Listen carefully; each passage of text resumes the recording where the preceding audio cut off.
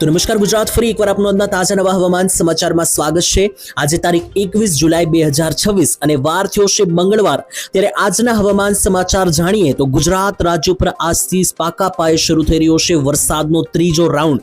અમલાલ પટેલે જે આગાહી કરી હતી 21 થી 30 તારીખને લઈને, તો આજે 21 તારીખ આવી ચૂકી છે। ગઈકાલે 20 તારીખથી જ આ વરસાદના રાઉન્ડની શરૂઆત થઈ ગઈ છે।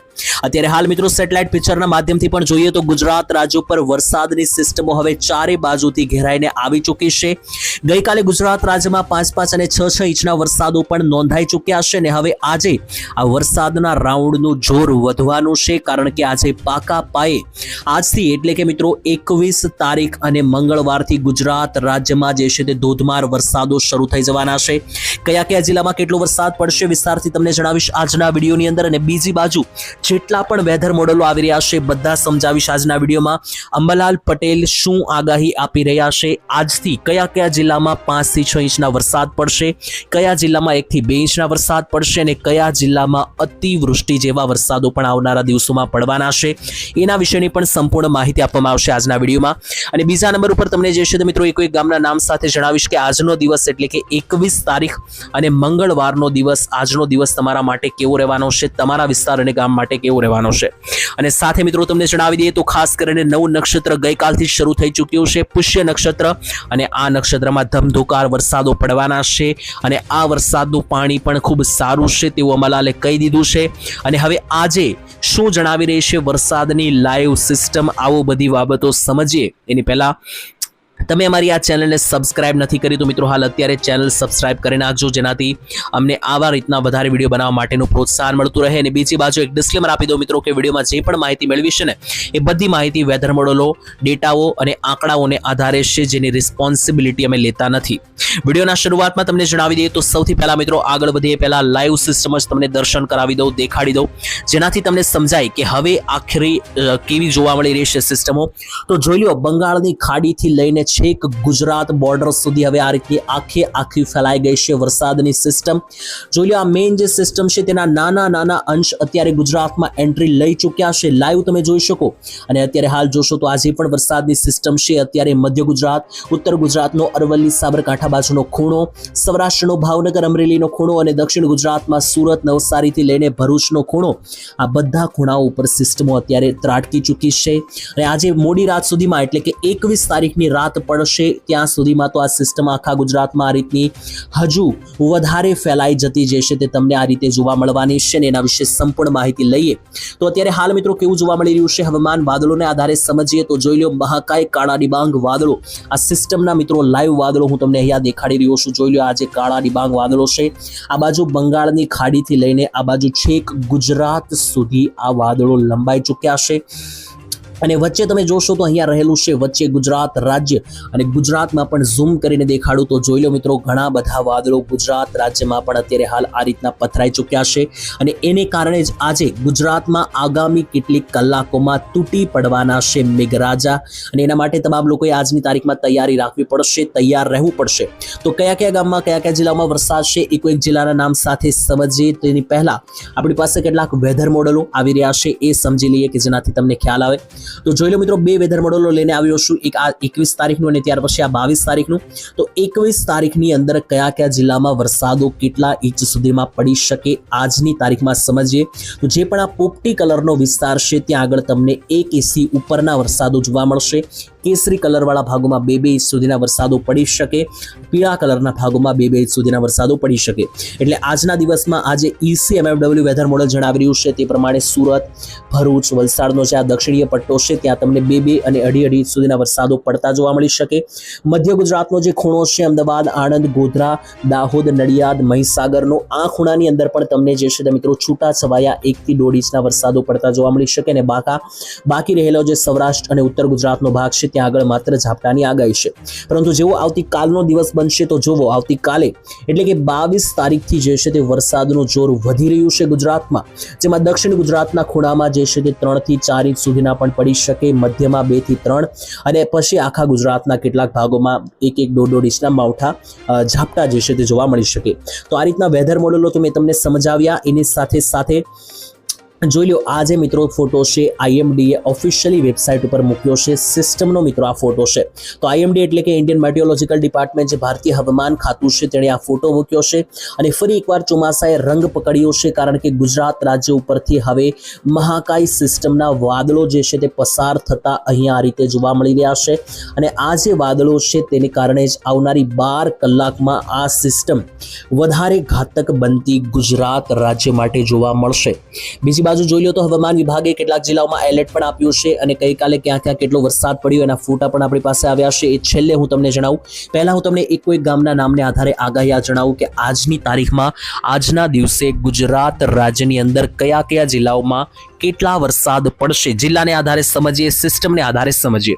તો લાઈવ હું તમને અહીંયા સિસ્ટમ જ દેખાડી દઉં અને એને આધારે જણાવું કે ગુજરાતમાં આજે કેવો માહોલ જોવા મળવાનો છે. પહેલા દક્ષિણ ગુજરાતની વાત કરીએ તો જોઈ લો મિત્રો, દક્ષિણ ગુજરાતમાં જ્યાં જુઓ ત્યાં સિસ્ટમ છે. મધ્ય ગુજરાતની અંદર પણ જ્યાં જુઓ ત્યાં સિસ્ટમો અત્યારે જોવા મળી રહી છે અને આ જે સિસ્ટમો છે ખાસ કરીને મિત્રો કલરવાળા ભાગ તમે જોઈ રહ્યા છો એ બધી વરસાદીય ઘાતક સિસ્ટમો છે અને વાદળો પણ ચાલી રહ્યા છે. તો અહીંયા જુઓ તો આજે મિત્રો કલરવાળો ભાગ તમે જે જોઈ રહ્યા છો આ મિત્રો આખી આ વરસાદની સિસ્ટમ છે. તેને કારણે મધ્ય ગુજરાતની અંદર એક જિલ્લાના નામ સાથે ગામ સાથે જણાવું તો આજે 21 તારીખ અને મંગળવારનો દિવસ અને આજે વહેલી સવારે 4:30-5 વાગ્યાથી શરૂ થયેલું આજે તાંડવ છે એ કયા કયા વિસ્તારોમાં ચાલવાનું છે એ લાઈવ જોઈ લો. તો આજે મિત્રો મોડી રાતના 12 વાગ્યા સુધી જે વરસાદની આગાહી છે એમાં ખાસ આજે દાહોદ, મહીસાગર, ગોધરાનો જે પટ્ટો છે ત્યાંથી લઈને નીચે જોશો તો આ વડોદરા, છોટાઉદેપુર, નડિયાદ, આણંદ, ડાકોર, બાલાસિનોર, કપડવંજ, અમદાવાદ અને ગાંધીનગર લાગુનો જે આખો પટ્ટો છે આની અંદર આવતા તમામ ગામડાઓ, તમામ તાલુકાઓની અંદર ખાસ વરસાદ જે છે તે કડાકા ભડાકા સાથે અને ગાજવીજ સાથે આજે તૂટી પડતો જોવા મળશે કારણ કે હવે સિસ્ટમો બધી જ આ ઝોનની અંદર જોર વધારતી જોવા મળી રહી છે. એની સાથે વાત કરીએ દક્ષિણીય ગુજરાતના પટ્ટાની તો દક્ષિણીય ગુજરાતમાં પણ આ જ સિસ્ટમોનું જોર વધી રહ્યું છે. જેમ કે નર્મદા તાપી બાજુના વિસ્તારોમાં જે સિસ્ટમ છે તેને કારણે રાજપીપળા, ડેડિયાપાડા, નર્મદા, તાપી અને ભરૂચ લાગુના વિસ્તારો સુધી આ સિસ્ટમોના ભારે વરસાદો પડતા જોવા મળી શકે અને નીચે જોશો તો વ્યારા, બારડોલીથી લઈને નવસારી, વલસાડ, સુરત અને ખાસ આજે સાપુતારા, ડાંગના વિસ્તારો છે જોઈ લો આ બધા જ ભાગો ઉપરથી પણ આ ખતરનાક અને આજે જોરદાર સિસ્ટમો છે તે આ એરિયાની અંદર એન્ટ્રી લઈ રહી છે જેને કારણે દક્ષિણ ગુજરાતમાં પણ આજે ગાજવીજ સાથે અને વરસાદ જે છે ભૂકા બોલાવતા જોવા મળશે. સૌરાષ્ટ્રની અંદર જોઈએ તો સૌરાષ્ટ્રના એક ખાંચાની અંદર સિસ્ટમો અત્યારે વહેલી પહોંચી રહી છે જ્યારે બાકીના કેટલાક જિલ્લાઓમાં વરસાદ આજે થોડો ધીમો રહેશે અને આવતીકાલ સુધીમાં વધારે જોર પકડતો જોવા મળી શકે.